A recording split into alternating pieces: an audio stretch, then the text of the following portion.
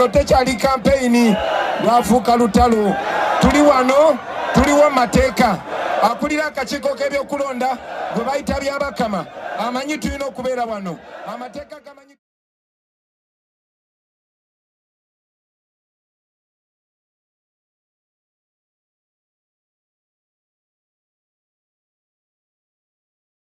What is happening on the ground right now is hell.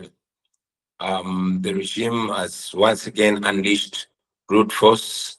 In the beginning, they first blocked us from using the main roads, sending us to only the dusty roads. And we embraced it because we know that there are so many poor people in the villages, and we took it as an advantage. But lately, they don't allow us to use neither the main roads nor the feeder roads. They follow us everywhere, and they keep tear gassing us along the way because crowds keep gathering on the side of the road, and I move on top of the truck, talking to them as we move. Now they have confiscated all the sound system. They've arrested more than 400 people of my campaign team. Largely 90% of my campaign team is in prison right now. I'm not allowed to use the radio stations have been blocked from hosting me. But lately, even in the assembled rallies, the police launches tear gas canisters into the rallies, dispersing them. It happened the day before yesterday. It happened on Monday. It happened on Tuesday. And it happened yesterday on Thursday. The police initially claimed that my team that we raided the police car and we robbed the car keys and computers. Of course, these are heavily armed police officers and military officers that keep following us. And on another occasion, they alleged that we actually assaulted police officers. Now, the majority of them have been charged for inciting violence. Now, anybody that is caught, because our symbol is the Uganda national flag, we decided to use the Uganda national flag in this election because we seek to unite the people of the country, the people that have been divided deeply for 40 years. We are succeeding, and everybody holds the national flag as a symbol of solidarity, as a symbol of nationalism. However, now anybody found holding a national flag on our campaign rally is perceived to be supporting me. You must have seen the police dogs unleashed on our supporters that came for our rally, tearing them, digging teeth into their flesh. Their crime was to support me and to don the national flag.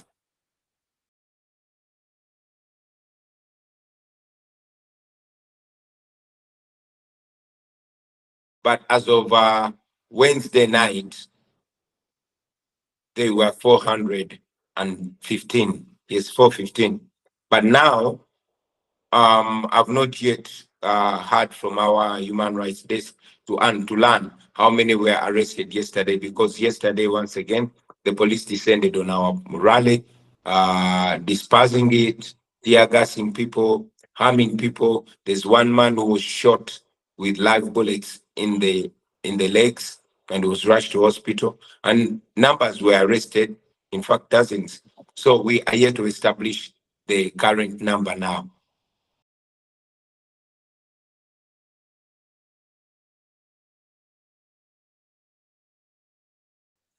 Very many. Every day, we get a call of somebody who has disappeared. Even those that are in prison today, for example, Alex Waiswa Mufumbiro, the deputy spokesperson of our team, was arrested.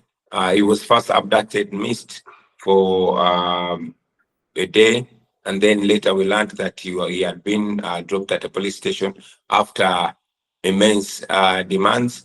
And so is my entire security team.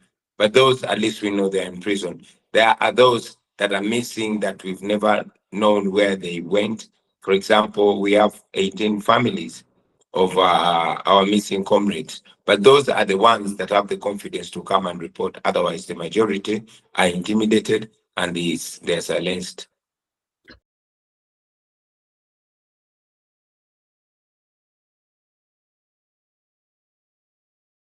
their characteristic behavior of rounding up political opponents, switching off the internet, getting the military to take over the election like it is happening now, having the chairperson of the Electoral Commission come out to descend into the arena. We have reliable information that the regime in Uganda is planning a massacre akin to what happened on the 18th and 19th of November 2020. They are planning to provoke people into an uprising so they can get opportunity to massacre people in cold blood in order to send a chill across the country. That is what we've been informed by reliable sources. And we hope that the international community takes interest in this massacre before it happens.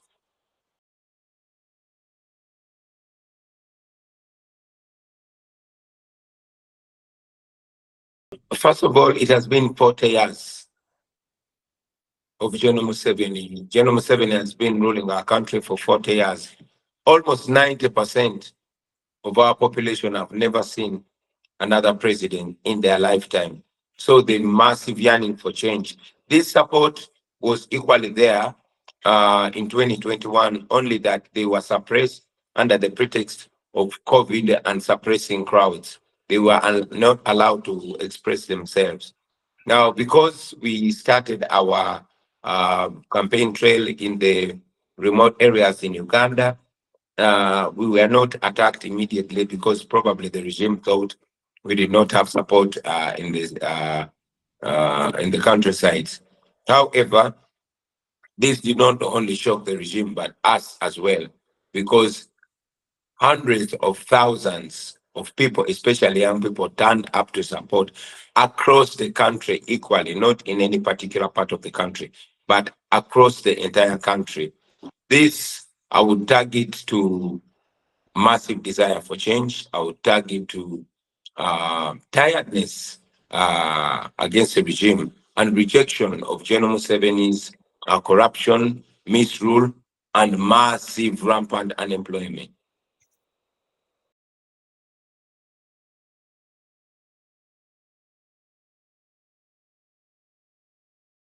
First of all, yes, the regime in Uganda seems to be playing into the usual dictator's playbook: arrest, torture, violence. General Museveni prides himself in violence.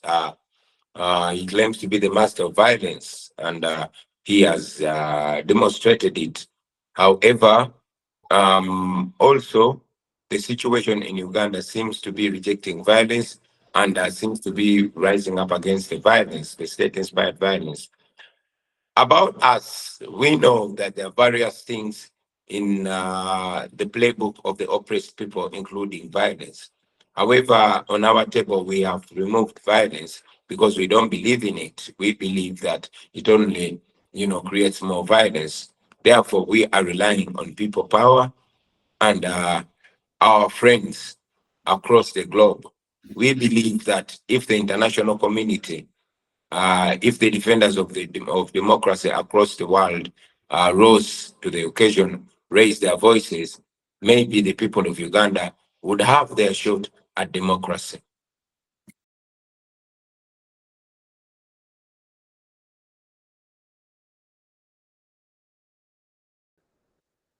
I see, I see a bloodbath because General Museveni knows only violence, and the people of Uganda seem to be saying enough is enough.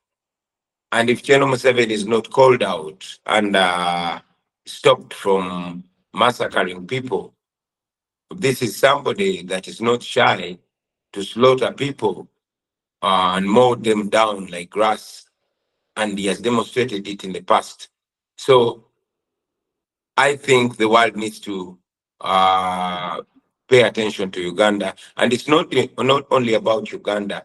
The more impunity is tolerated, the more impunity is given a leeway, the world is going to be more in trouble, and democracy across the world, most importantly in East Africa and Africa, is going to be eroded. You saw what happened in Tanzania recently. thousands of people, according to reports, were killed, and it is almost swept under the carpet. So we think that the world needs to stand, not just with the people of Uganda, but with democracy in East Africa, in Africa, and in the world. It is reported that instead violence is exported from Uganda to other countries. We have reports of Kenya and Tanzania and many other countries. So, in many ways, Uganda is the exporter of violence and impunity to many parts of East Africa and Africa.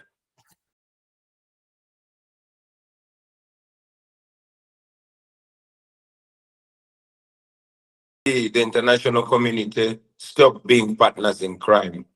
The businesses and the corporations that operate in Uganda under these circumstances, under the prevailing circumstances. For example, some companies are even used to turn off the internet, to turn off the network, and to even spy on the opponents of the regime. We would love to see them, because it's a responsibility not to defend us, but at least not to be used in the operation of the people of Uganda. Would also like to see, development partners and friendly countries, stand with the values that they profess, because many times, it disheartens Ugandans to see leaders of non-democracies being the ones, endorsing a non-dictator, and it goes away like that. We think that the international community needs to stand by the values that they profess.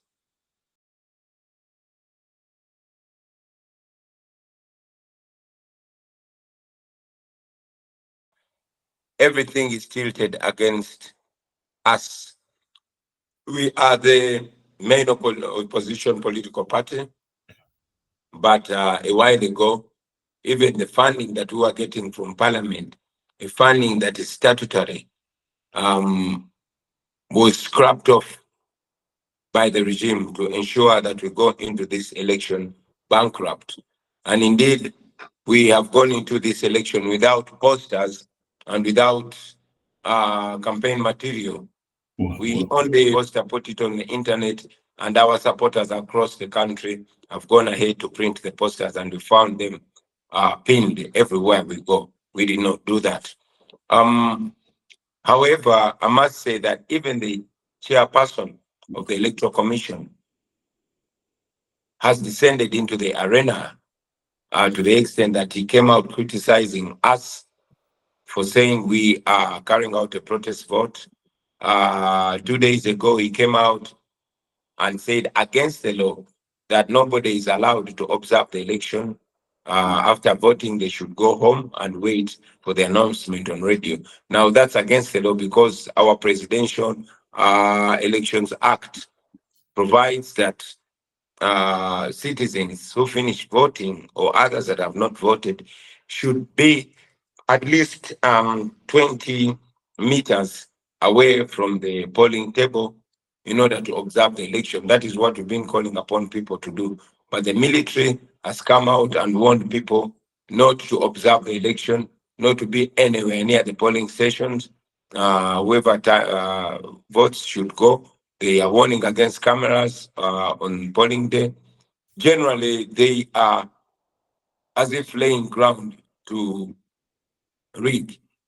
We say we are only relying on the people because I know by election day, I will probably be under house arrest or be in some jail in the countryside. And I know that by election day, my entire campaign team is either going to be arrested or they're going to be running for their freedom. I'm aware that the internet is going to be switched off, the radios are going to be switched off, the journalists are going to be arrested. So that and more, we cannot say we are fully confident about our efforts. We are only calling upon the people of Uganda to exercise their civic rights and take their election in their own hands.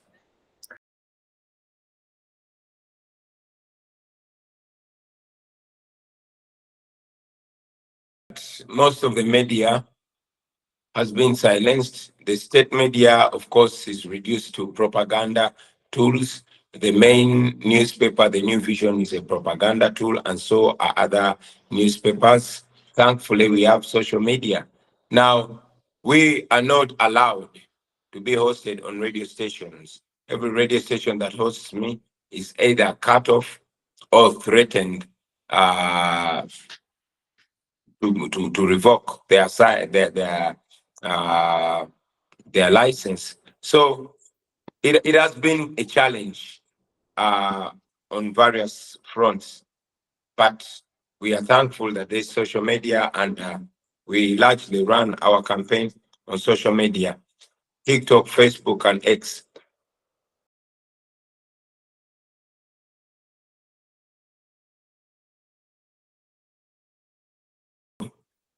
I would say those that ignore what's happening in Uganda are in many ways complicit to it, because this is gross, this is inhuman, and anybody that works in Uganda or has relations in Uganda or operates with Uganda, I think has a responsibility to call it out.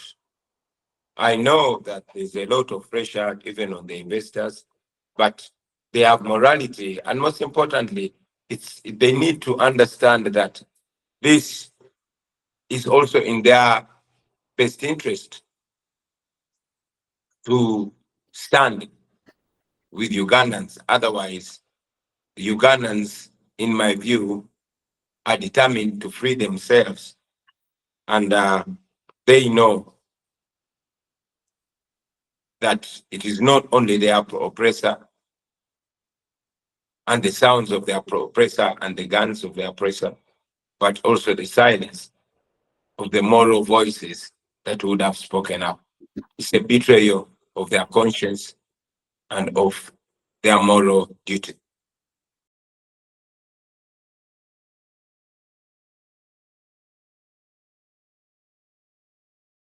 We shall continue doing the right thing, the moral thing.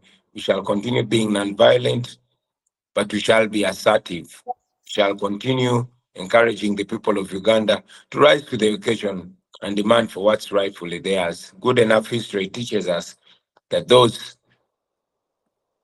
that have stood on the right side of history have eventually won in the end. We believe we shall overcome. Thank you very much, and God bless you.